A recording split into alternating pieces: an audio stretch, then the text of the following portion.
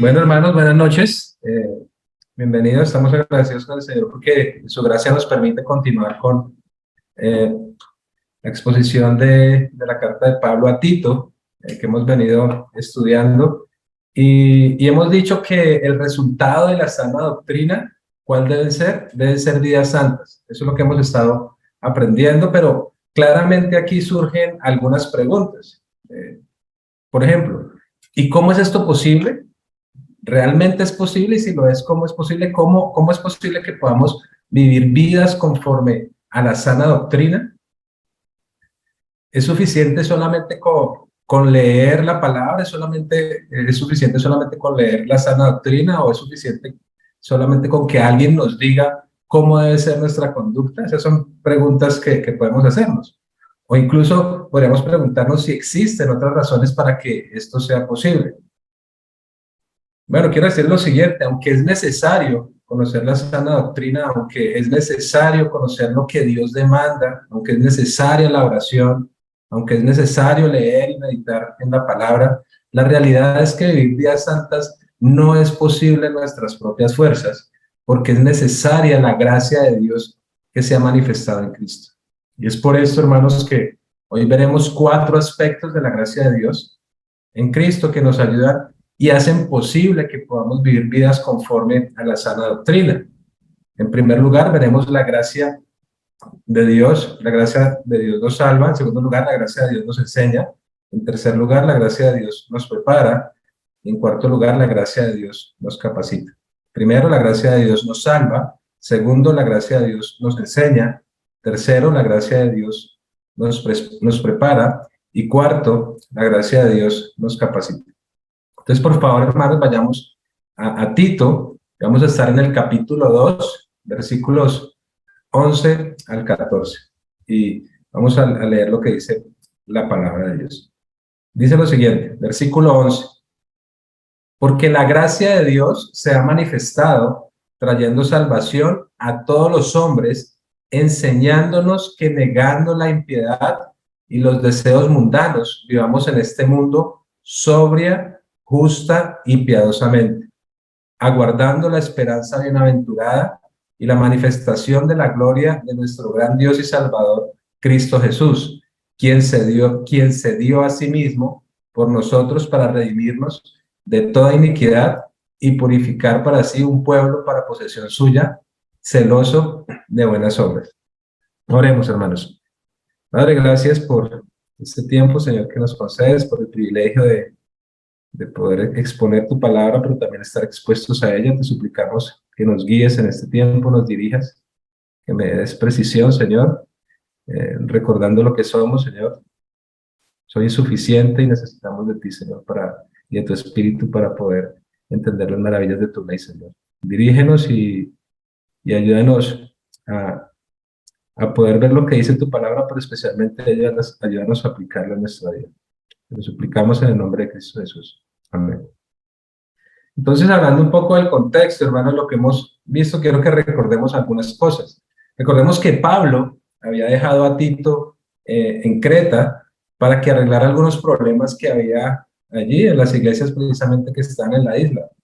Y recordemos que Pablo tenía que hacer algunas cosas. Lo que tenía que hacer era designar a ancianos, unos ancianos calificados, y de hecho eso es lo que vemos a partir del versículo 6 ahí en el capítulo 1. Pablo empieza a mencionar los requisitos bíblicos de un pastor. Pero luego, a partir ahí del versículo 10 y específicamente hasta el versículo 16, después de mencionar las características de un pastor bíblico, Pablo menciona las características, pero ya las características de los falsos maestros que, recuerden, estaban afectando a las iglesias allí en Creta. Y en el capítulo 2, en el versículo 1, Pablo le dice algo muy interesante a Timoteo, le dice que debe enseñar lo que está de acuerdo con la sana doctrina. Es decir, la conducta que corresponde a la sana doctrina, la vida que debe vivir una persona que ha nacido de nuevo, una persona que está siendo transformada progresivamente por el Espíritu Santo. Y luego, en los versículos siguientes, específicamente desde el versículo 2 hasta el versículo 10, Pablo menciona o se dirige a 5 grupos a los que Tito debería enseñar esto. Y recordemos que esos grupos fueron los ancianos, fue el primer grupo. El otro grupo fueron las ancianas, también otro grupo fueron las jóvenes, las mujeres jóvenes, otro grupo fueron los jóvenes, y por último fueron los siervos. Pero es interesante ver, después de que da esas instrucciones, esas exhortaciones, allí es interesante ver cómo Pablo finaliza ahí en el versículo 10. Recuerden que es cuando está hablando de los siervos, pero teniendo en cuenta que lo que dice es aplicable a todos los grupos.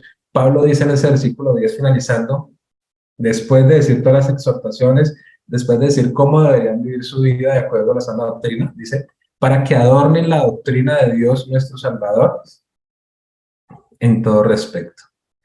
Y luego de eso es que vemos el versículo 11 que leímos hace unos momentos, que es el que inicia esta sección que vamos a exponer hoy.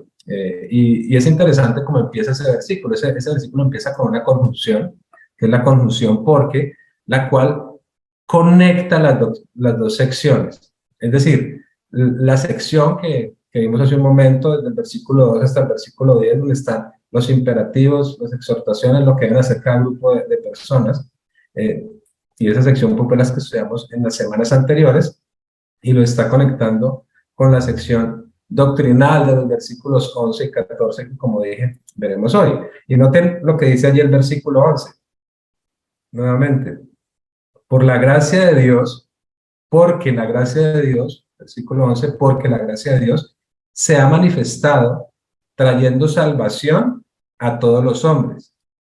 ¿Y cuál es la razón o el motivo por el que los diferentes grupos de personas mencionados en la sección anterior deben vivir vidas piadosas? O sea, ¿cuál es la razón por la que nosotros, por las que tú y yo debemos vivir vidas piadosas? Bueno, el texto dice, porque la gracia de Dios ha sido manifestada, trayendo salvación a todos los hombres. Entonces aquí tenemos el primer punto. El primer punto es, la gracia de Dios nos salva.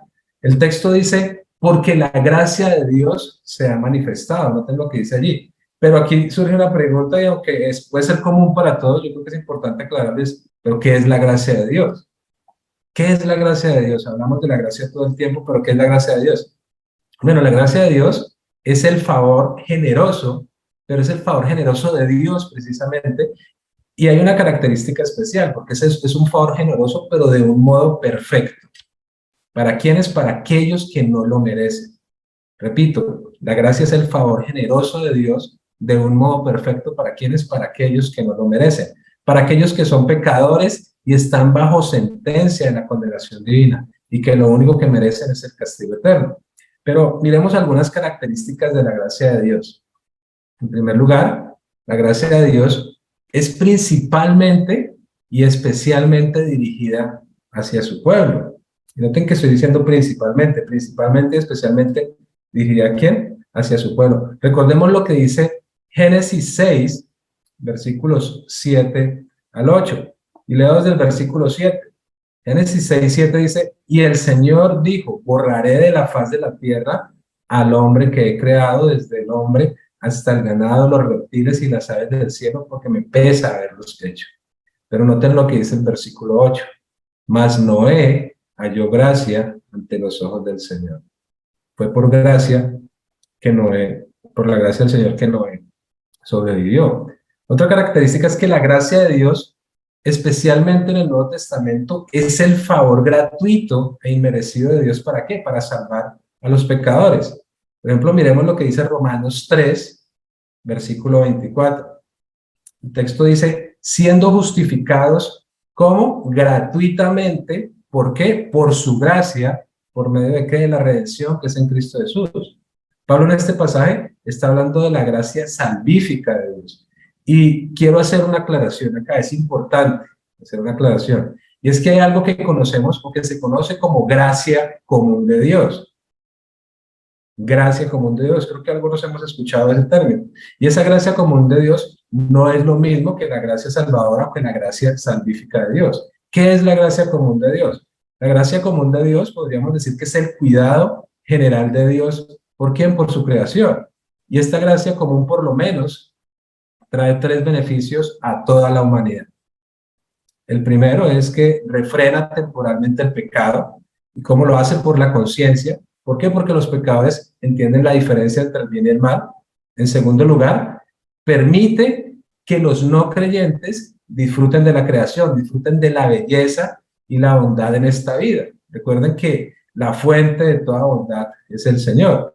Y tanto el justo como el injusto experimentan bendiciones del Señor. Por ejemplo, recordemos lo que dice Mateo 5:45. Dice que el Señor hace salir el sol sobre buenos y malos y que hace llover también sobre justos e injustos. Entonces, la gracia común de Dios no es lo mismo que la gracia salvadora de Dios, donde se manifiesta su carácter por completo como Salvador. Y ya teniendo esta diferencia en mente, porque es importante que la tengamos en mente, miremos las otras características de la gracia de Dios. La gracia de Dios también es abundante. Miren lo que dice el Salmo 86:15. Mas tú, Señor, eres un Dios compasivo y lleno de piedad, lento para la ira y abundante en misericordia y verdad. La gracia de Dios también es soberana y el Señor la da voluntariamente. Miren lo que dice Romanos 9:15. Porque él dice a Moisés, ¿tendré misericordia de quién? Del que yo tenga misericordia, y tendré compasión del que yo tenga compasión. La gracia de Dios también es inmerecida, y algo importante es que no da lugar al mérito humano. Recordemos lo que dice Efesios 2, del 8 al 9. Porque por gracia habéis sido salvados por medio de la fe, y esto no de vosotros, sino que es don de Dios, no por obras, para que nadie se gloríe. Y por último, pero no por eso menos importante, como dice un profesor del seminario, la gracia de Dios se manifiesta en Jesucristo. Miren lo que dice Juan 1:14. Y el Verbo se hizo carne y habitó entre nosotros, y vimos su gloria. Gloria como el unigénito del Padre, y note, ¿lleno de qué? Lleno de gracia y de verdad. Wow. Pero miremos ahora lo que dice Primera de Pedro 1, versículo 13. Primera de Pedro, capítulo 1, versículo 13 dice: por tanto, ceñid vuestro entendimiento para la acción, sed sobrios en espíritu, poned vuestra esperanza completamente ¿en qué? En la gracia que se os traerá ¿en qué? En la revelación de Jesucristo. Y el pastor MacArthur al respecto dice lo siguiente, y escuchen: la gracia de Dios es mucho más que un atributo divino. La gracia de Dios es que es mucho más que un atributo divino. Es una persona divina, Jesucristo. Jesucristo no solo fue Dios encarnado, sino la gracia manifestada en la carne. Él mismo personifica y expresa a perfección la gracia de Dios, el don soberano y eterno de quien se ha manifestado para salvación a todos los hombres, sin que ellos posean los méritos para recibirlo. Y el versículo 11 del texto que estamos viendo en Tito dice: porque la gracia de Dios sea que se ha manifestado, trayendo salvación a todos los hombres. Es la gracia de Dios la que se ha manifestado, y lo ha hecho haciendo que trayendo salvación. Y el término que vemos aquí para manifestado significa algo como aparecer, como brillar, en el sentido de que de traer algo a la luz. Es decir, la gracia de Dios se ha manifestado en Cristo, y esto es lo que hace posible el plan de redención. Y ese plan de redención que fue establecido ¿desde cuándo? Desde la eternidad pasada, desde antes de la fundación del mundo. Recordemos que somos salvos por gracia, la gracia de Dios nos salva. Pablo explica entonces claramente que esto en 2 de Timoteo 9:10 lo explica de una forma muy interesante. Miren lo que dice allí, y quiero que lo leamos incluso desde el versículo 8 para tener un poco más de contexto. En el versículo 8 dice lo siguiente: por tanto, no te avergüences del testimonio de nuestro Señor, ni de mí, prisionero suyo, sino participa conmigo en las aflicciones por el Evangelio, según el poder de Dios. Y noten lo que dice el versículo 9: quien nos ha salvado y nos ha llamado con un llamamiento santo, no según nuestras obras, sino según su propósito, y según ¿qué? La gracia que nos fue dada en Cristo Jesús. Y noten lo que dice allí: ¿desde cuándo fue dada esa gracia? Desde la eternidad. no fue ahora, desde la eternidad. Versículo 10, y que ahora ha sido manifestada como por la aparición de nuestro Salvador, Cristo Jesús, quien abolió la muerte y sacó a la luz la vida y la inmortalidad por medio del Evangelio. La gracia ha sido manifestada por la aparición de nuestro Salvador Jesucristo. La gracia se había manifestado, había aparecido, trayendo salvación a quienes, a todos los hombres, pero aquí surge una pregunta, porque el texto, ¿qué es lo que está diciendo? Trayendo salvación, y está diciendo trayendo salvación a quienes. ¿Qué es lo que dice el texto? A todos los hombres. Entonces, esto quiere decir que debido a la manifestación de la gracia, todos los hombres, sin excepción alguna, son salvos. ¿Eso es lo que está diciendo el texto? La respuesta a esta pregunta es que no. La salvación es para todos, pero para todos los que creen, para todos los que se arrepienten genuinamente y confían en Cristo, no para todos los hombres sin excepción alguna. Y hay algunos que creen que Dios escogió a todos para salvación, que la salvación es universal, y precisamente esto se conoce como universalismo. Sin embargo, esto no es lo que enseña la Escritura, al contrario, la Escritura lo que afirma, la Escritura lo que enseña es que no todos serán salvos. Miren lo que dice Apocalipsis 20:15. Y el que no se encontraba inscrito en el libro de la vida, ¿qué pasó? Fue arrojado al lago de fuego. Es cierto que Dios quiere que todos los hombres sean salvos. La invitación es para todos. Por ejemplo, Pablo dice ahí en 1 Timoteo 2:4 que el Señor quiere que todos los hombres sean salvos y que vengan al pleno conocimiento de la verdad.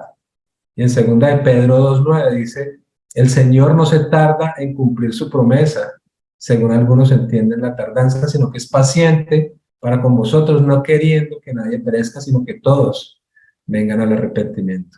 Entonces, algo importante, hermanos, es que este pasaje no dice que Dios salva a todos los hombres, sino que la gracia de Dios que se ha manifestado trae salvación, o mejor dicho de otra manera, ofrece salvación a todos los hombres, a cualquier persona, y que todos los hombres que creen, ya sean ricos, ya sean pobres, ya sean judíos, ya sean gentiles, serán salvos. Es diferente. Y por lo tanto, los que son salvos, ¿qué pasa con ellos? Serán capacitados. ¿Capacitados por quién? Por el Espíritu Santo. ¿Para qué? Para que vivan vidas santas, para que vivan vidas piadosas, para que puedan vivir conforme a la sana doctrina, para que su vida práctica sea conforme a las exhortaciones dadas en la sección anterior a los diferentes grupos de personas. ¿Por qué? Porque la gracia de Dios se ha manifestado y trae salvación a todo aquel que cree. Entonces, la gracia de Dios nos salva, pero también la gracia de Dios nos enseña, y ese es el segundo punto. La gracia de Dios nos enseña. Por favor, leamos el versículo 12. Leámoslo desde el 11. El 11 dice, porque la gracia de Dios se ha manifestado, trayendo salvación a todos los hombres. Versículo 12. Enseñándonos que negando la impiedad y los deseos mundanos, vivamos en este mundo sobria, justa y piadosamente. Entonces, la gracia que ha sido manifestada en Cristo le enseña al creyente. ¿Y qué le enseña? Le enseña a vivir su vida de una forma diferente de la que vivía antes. No es posible que su vida siga siendo igual. Si ha sido salvo, vivirá conforme a una nueva vida. Y es cierto que la salvación es del castigo del pecado, de la condenación eterna, pero también es cierto que la salvación es del poder del pecado. Y eso será evidente en la conducta. ¿De quién? De quien por gracia ha sido salvo y que empezará a vivir una vida piadosa, empezará a desear vivir una vida que honre al Señor, empezará a vivir una vida de santidad y empezará a desearlo. Porque como dijo Pablo en 2 Corintios 5:17, de modo que si alguno está en Cristo, nueva criatura es. Las cosas viejas pasaron, aquí todas son hechas nuevas. Y en el versículo 12, ¿qué está diciendo? Está diciendo que la gracia de Dios nos enseña. Y eso es muy interesante.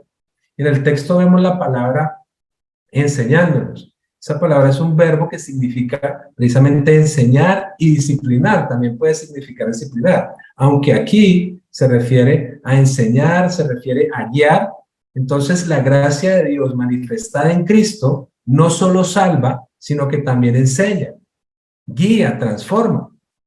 Pero aquí surge otra pregunta. Bueno, la gracia de Dios enseña, pero ¿qué es lo que enseña? ¿Cuál es el contenido de esa enseñanza? ¿Qué es lo que enseña la gracia? Bueno, miren lo que dice ahí el versículo 12. Nuevamente, enseñándonos que negando la impiedad y los deseos mundanos, vivamos en este mundo como sobria, justa y piadosamente. Pablo, como lo ha hecho en otros textos, presenta en dos sentidos lo que enseña la gracia. En un sentido negativo y en el otro caso en un sentido positivo. Entonces miremos el primero, que es en el sentido negativo. Versículo 12 dice, negando la impiedad y los deseos mundanos. Eso es lo que enseña la gracia. A negar la impiedad y a negar los deseos mundanos. La palabra aquí negando se refiere a algo como renunciar, abandonar, o de una forma más sencilla, a decir que no. Entonces, en primer lugar, la gracia de Dios nos enseña que a renunciar o abandonar la impiedad. Es decir, renunciar y abandonar la perversidad, y abandonar la perversidad tanto en pensamiento como en acción. Se refiere a abandonar el pecado, a dejar de dar las espaldas al Señor Jesucristo y al contrario, a abrazar a Cristo. Se refiere a entregarse por completo al Señor, se refiere a dejar de vivir para sí mismo, a dejar de vivir para uno y ya empezar a vivir para el Señor, empezar a dejar de vivir para el otro, porque hay algunos que viven incluso no para sí mismos, pero viven para su esposo, para su esposa, para sus hijos. No, se refiere a dejar de vivir para sí mismo, para empezar a vivir para Dios. Cuando por gracia se es salvo, se abandona la impiedad. Y lamentablemente, muchos dicen ser salvos porque asisten a la iglesia, porque moralmente hacen algunas cosas que parecen ser buenas delante de los demás, o porque se conocen de memoria algunos versículos. Pero la realidad es que sus vidas se caracterizan por otra cosa, se caracterizan por la impiedad. ¿Por qué? Porque el pecado es su práctica de vida. Eso es lo que hacen, su práctica de vida es el pecado, su práctica de vida no es la justicia, porque aunque dicen conocer a Dios, sus hechos lo niegan. Y lo cierto es que una persona que vive así, pues no puede ser salva. Al contrario, una persona que ha nacido de nuevo empieza a ser transformada por el Espíritu Santo, empieza a odiar el pecado, a verlo como Dios lo ve, empieza a repudiar la impiedad y ahora lo que desea es honrar al Señor, ahora lo que desea es hacer la voluntad de Dios. ¿Para qué? Para la gloria de su nombre. La persona que está expuesta a la sana doctrina adorna su vida con esa sana doctrina. Y quiero aclarar algo, hermanos, y es que esto no significa que el creyente no vuelva a pecar, lo hemos dicho varias veces, pero es importante recordarlo. Tampoco significa que esto sea fácil, no es fácil, pero sí significa que la gracia de Dios le enseña y le ayuda a crecer en santidad, le ayuda a aborrecer el pecado, le ayuda a tener victoria sobre el pecado del cual antes era esclavo. La gracia de Dios enseña a abandonar la impiedad. En segundo lugar, la gracia de Dios enseña a abandonar los deseos mundanos. ¿Y qué es eso? Es decir, los deseos, los anhelos que van en contravía de la voluntad de Dios. El amor al dinero, los deseos sexuales, la lujuria, todo aquello que no honra al Señor. Un comentarista dice al respecto lo siguiente: deseos mundanos se refiere, y noten, deseos mundanos se refiere a pecados que aunque puede ser que no los hayamos cometido en realidad, de todas maneras anhelamos cometer. Y es necesario que nos preguntemos, ¿qué estamos deseando? ¿Qué es lo que más anhelamos? ¿Qué es lo que más anhelas? Lo que más anhelamos es que lleguen las vacaciones de diciembre para salir, y estoy hablando de cosas genuinas, eso es lícito. Pero ¿qué es lo que más anhelas? ¿Qué es lo que más deseas? Lo que deberíamos anhelar, lo que más deberíamos desear como hijos del Señor es conocer más al Señor y pedirle que nos ayude a vivir vidas que le den gloria. Porque si eso es así, la gracia de Dios nos ha salvado y nos está enseñando a renunciar a la impiedad y a los deseos mundanos.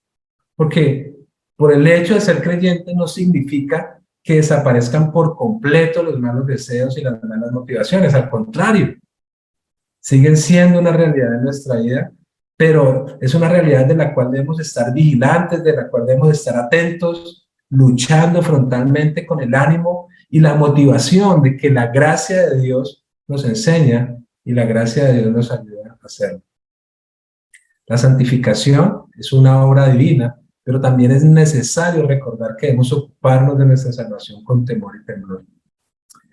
Por otra parte, si esto no es lo que está pasando en tu vida y lo que anhelas únicamente es la impiedad, eso es lo que te caracteriza, lo que anhelas son los deseos mundanos, pero especialmente esa es tu práctica de vida, pues la gracia de Dios no te ha salvado y por lo tanto no puedes ser beneficiario de su enseñanza.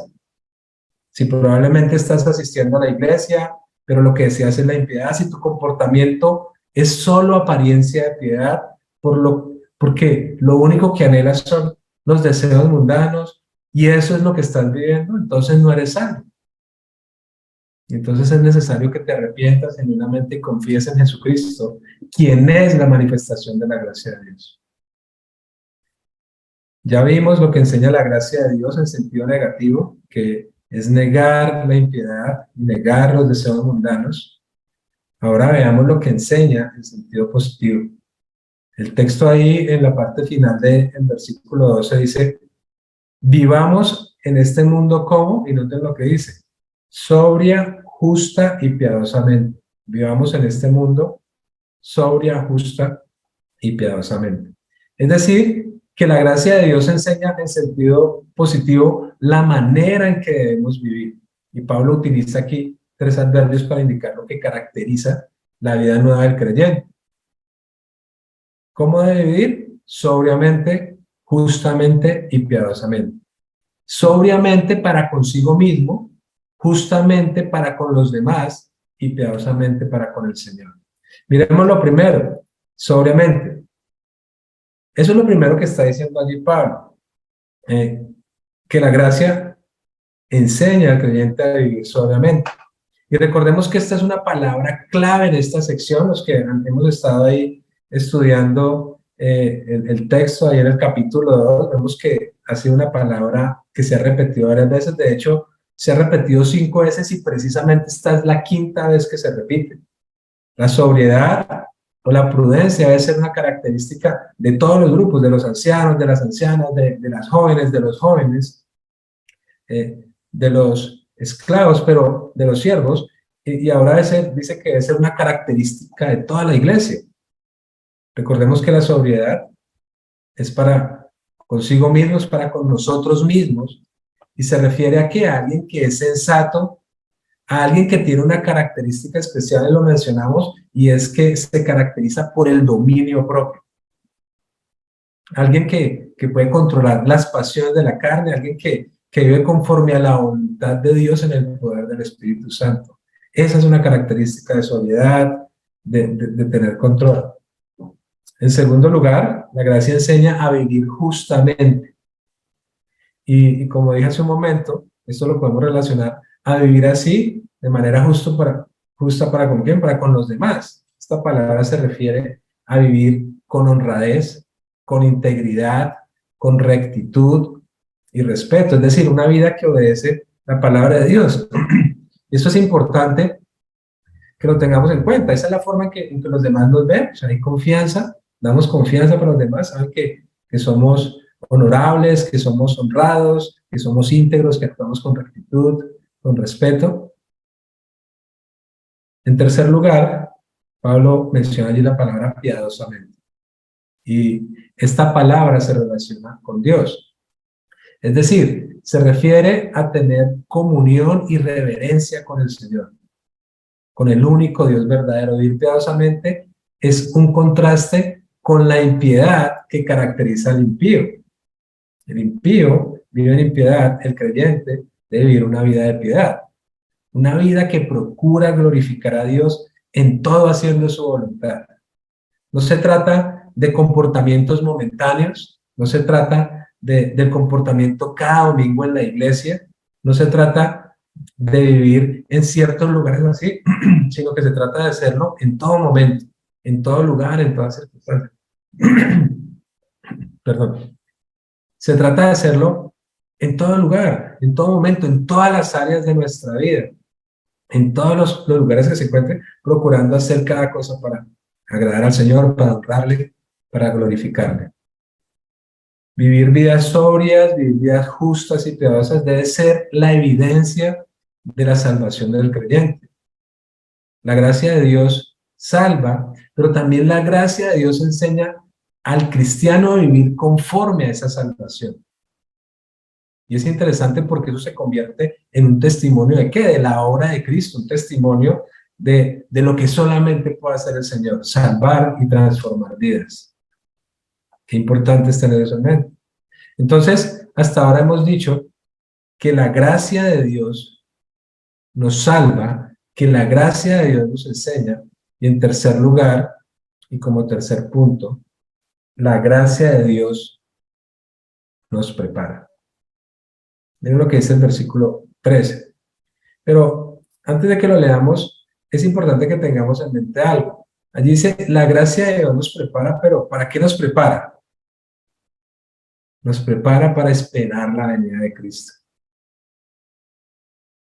Qué especial. Versículo 13 dice, aguardando la esperanza bienaventurada y la manifestación de la gloria de nuestro gran Dios y Salvador, Cristo Jesús.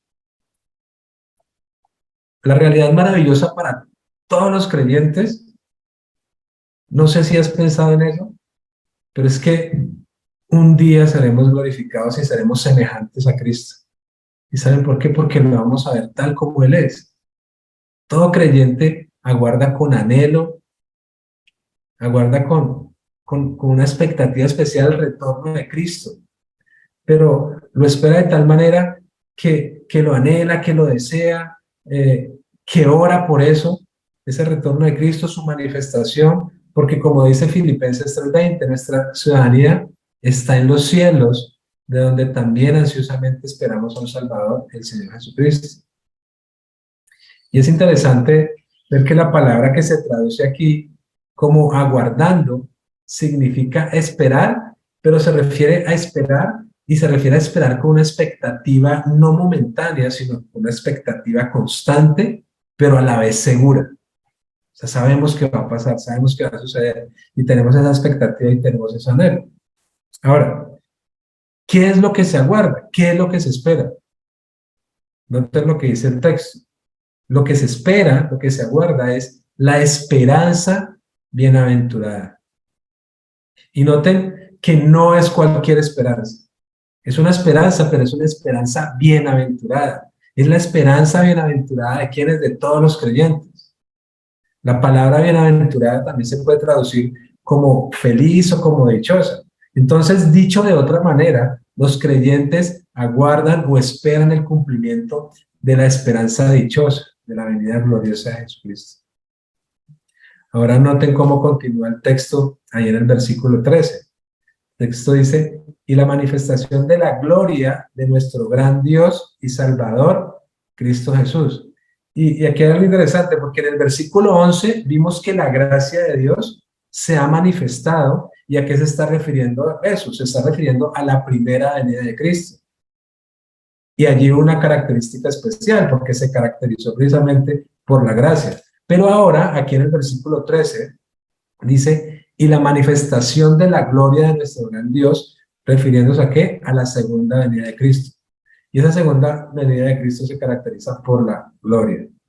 Y los creyentes que tenemos el privilegio y la bendición de conocer la gracia de Dios personificada en Jesucristo, debemos esperar con gran gozo la segunda venida, como dice Pablo ahí en 1 Timoteo 6:14. Guardando el mandamiento sin mancha ni reproche hasta la manifestación de nuestro Señor Jesucristo. Es importante aclarar que la esperanza bienaventurada y la manifestación gloriosa no son dos eventos diferentes, sino que son dos aspectos de un mismo acontecimiento, la segunda venida de Cristo. Es importante que tengamos eso claro. Entonces, la gracia de Dios nos prepara, ¿para qué?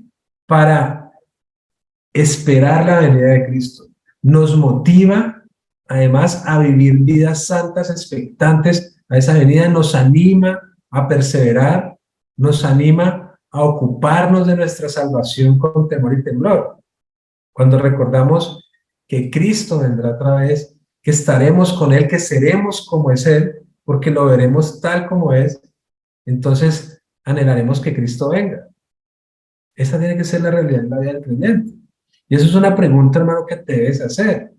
¿Ese es tu anhelo? O sea, ¿realmente eso es tu anhelo? Eso lo hemos dicho tantas veces ayer y veces, pero eso es una realidad. ¿Deseas que Cristo venga? ¿Genuinamente eso es lo que estás deseando? Pues, hermano, recuerda que la gracia de Dios nos prepara para esperar y anhelar con gozo la venida de Cristo. El versículo 13 finaliza diciendo, ¿quién se manifiesta? Y la respuesta es que quien se manifiesta, pues es Jesucristo, quien es Dios mismo. De hecho, aquí en este texto vemos una de las afirmaciones más hermosas de la divinidad de Cristo. Noten lo que dice el texto: la manifestación de la gloria de nuestro gran Dios y Salvador, Cristo Jesús.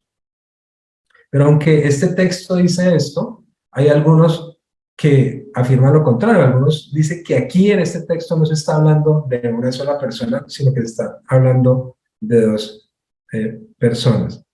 Y vamos a hablar de dos posiciones, aunque hay tres, pero hablamos de dos. La primera dice que el texto hace referencia a una sola persona y que por lo tanto el texto debe leerse de la siguiente manera: como nuestro gran Dios y Salvador Jesucristo. Se refiere a una persona. La otra posición dicen que el texto se refiere a dos personas y que por lo tanto el texto debe leerse de la siguiente manera: el gran Dios, uno, y nuestro Salvador Jesucristo, dos. Pero hay varias razones por las que podemos afirmar que este texto está hablando de una persona. Y la primera razón es porque no hay un artículo delante de la palabra Salvador. El texto dice gran Dios y Salvador Jesucristo. Noten, el texto dice gran Dios y Salvador Jesucristo. No dice del gran Dios y del Salvador Jesucristo. Y normalmente cuando no está el artículo en una frase como esta, es porque se está refiriendo a una persona. Eso es lo primero. En segundo lugar, el término griego traducido como manifestación nunca se aplica en la escritura al Padre, sino que siempre se aplica al Hijo. En tercer lugar, el versículo 14, que es el que sigue, habla de una sola persona, y es la misma persona del versículo anterior, es decir, del versículo 13. Ahorita lo vamos a mirar. Y en cuarto lugar, las palabras Dios y Salvador se usaban juntas como un título para referirse a una persona. Este texto, hermanos, está hablando de una sola persona. Este texto afirma que Jesucristo es nuestro gran Dios y Salvador.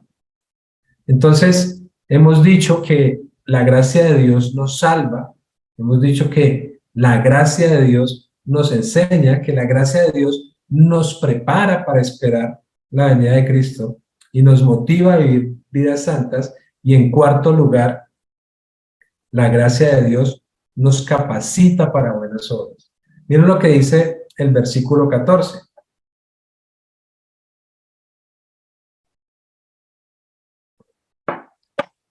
El versículo 14 dice lo siguiente: quien se dio, aquí estamos hablando de Jesucristo, quien se dio a sí mismo por nosotros, ¿para qué? Para redimirnos ¿de qué? De toda iniquidad y purificar para sí un pueblo para posesión suya, celoso de buenas obras.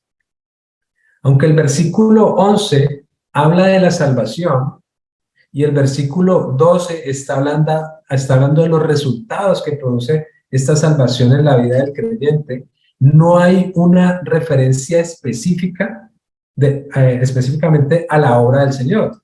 Sin embargo, este versículo, el versículo 13, concluye haciendo una referencia a nuestro gran Dios y Salvador Jesucristo, pero ahora en el versículo 14, Pablo continúa presentando su obra como Salvador.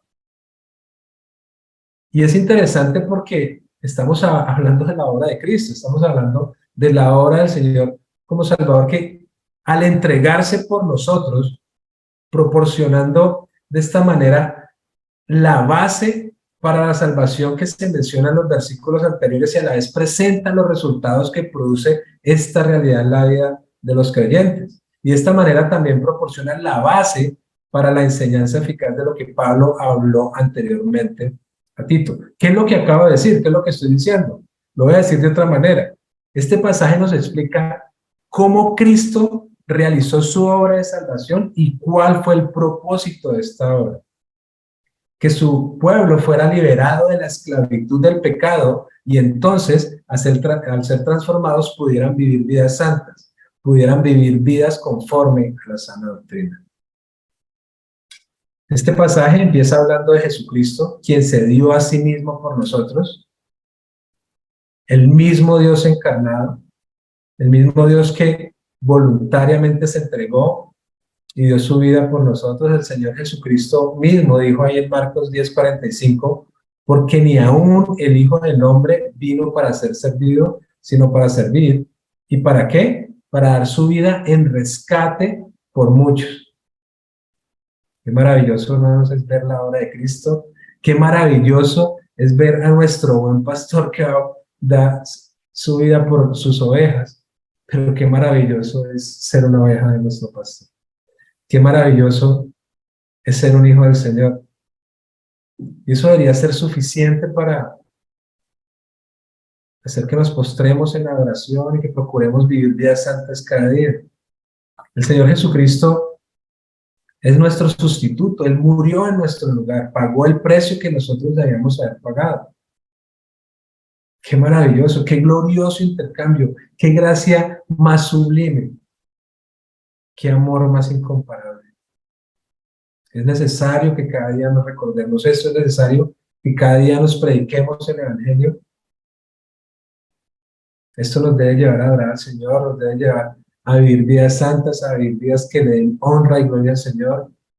Y de hecho esto es posible porque en el momento en que un creyente es justificado, el Espíritu Santo empieza a morar en él y su vida empieza a ser transformada.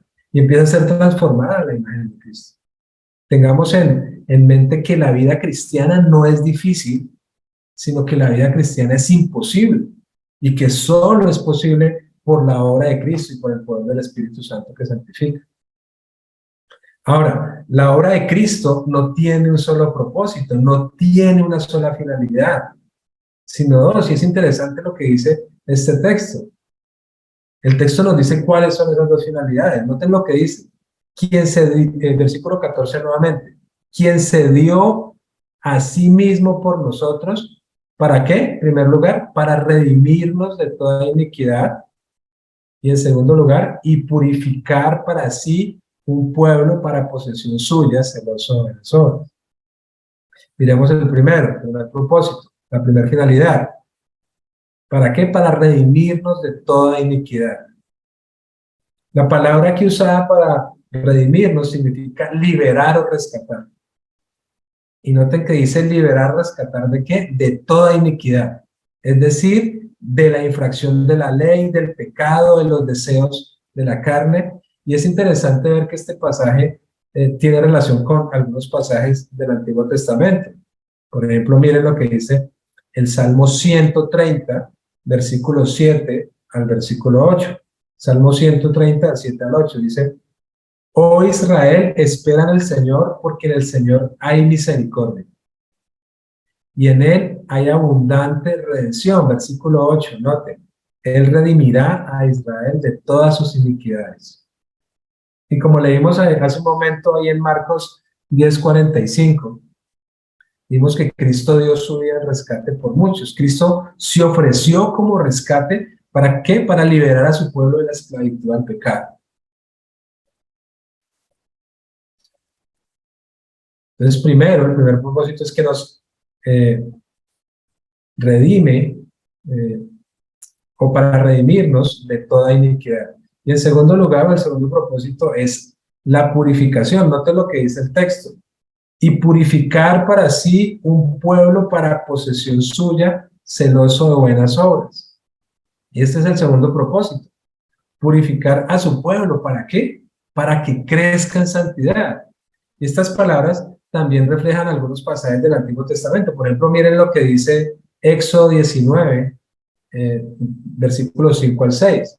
Dice lo siguiente: ahora pues, si en verdad escucháis mi voz y guardáis mi pacto, seréis mi especial tesoro entre todos los pueblos, porque mía es toda la tierra. Versículo 6, y vosotros seréis para mí un reino de sacerdotes y una nación santa. Sabemos que Israel no cumplió, no pudo cumplir ese pacto, por lo que fue necesario un Salvador que es Cristo. Ese Salvador que vino en rescate por su pueblo, entregándose a sí mismo, ¿para qué? Para librar a ese pueblo de la esclavitud del pecado y para purificarlo. Un autor dice al respecto lo siguiente: no basta, y noten, no basta con sacar de la cárcel al que estaba esclavizado por el pecado. Es necesario limpiarle, pues venía manchado con toda clase de transgresiones. Además, el poder del pecado anida todavía en él, por lo que necesitará una constante purificación. Entonces, la segunda finalidad de la obra de Cristo es purificar a su pueblo. ¿A cuál pueblo? A un pueblo que es posesión exclusiva suya. A un pueblo que es linaje escogido, que es real sacerdocio. Nación santa es un pueblo adquirido para posesión de Dios, como dice 1 de Pedro 9. Un pueblo, y noten cómo finaliza el texto, un pueblo que celoso de buenas obras. Un pueblo redimido por Cristo da evidencia de su salvación como siendo celoso de buenas obras. Cristo no solo se entregó por nosotros para librarnos de la esclavitud del pecado, no solo se entregó por nosotros para librarnos del castigo eterno, sino también para purificarnos y para poder ser un pueblo celoso de buenas obras. ¿De cuáles obras? ¿Cuáles son esas obras? Bueno, las que el Señor, las que Dios mismo preparó de antemano para que anduviésemos en ellas. Y hay una pregunta importante que debemos hacernos, y es: ¿somos celosos de buenas obras? ¿Eres celoso de buenas obras? Si la respuesta es que no, entonces no eres redimido, porque Cristo se dio a sí mismo, ¿para qué? Para redimirnos de la iniquidad, pero también para purificarnos y poder ser celosos de buenas obras. Las buenas obras son el resultado de la magnífica obra de Cristo en la vida de una persona. Y aunque la justificación y la santificación son diferentes, no las podemos separar, porque la santificación solo es posible si hay justificación. Y si hay santificación, como resultado, ¿qué va a haber? Van a haber buenas obras. Y esas obras son las que darán evidencia de que se es un verdadero creyente. Hermanos, vivir una vida conforme a la sana doctrina en nuestras propias fuerzas es imposible. Eso es apariencia de piedad. Pero aunque no es fácil, vale la pena y es necesario que nos ocupemos de nuestra salvación con temor y temblor. Pero no porque la fuerza esté en nosotros, sino porque la fuerza está en Dios, cuya gracia nos ayuda y cuya gracia hace posible que vivamos para su gloria. Porque la gracia de Dios nos salva. Porque la gracia de Dios nos enseña a renunciar a la impiedad, nos enseña a renunciar a los deseos mundanos, nos enseña a vivir sobria, justa y piadosamente, porque la gracia de Dios nos prepara para esperar la venida de Cristo, y porque la gracia de Dios nos capacita para buenas obras. Vale la pena, hermanos, que luchemos frontalmente cada día con nuestro pecado y vivamos vidas santas, porque la gracia de Dios, que es en Cristo Jesús, hizo, hace y hará lo necesario para que esta verdad sea una realidad en nuestras vidas. Oremos.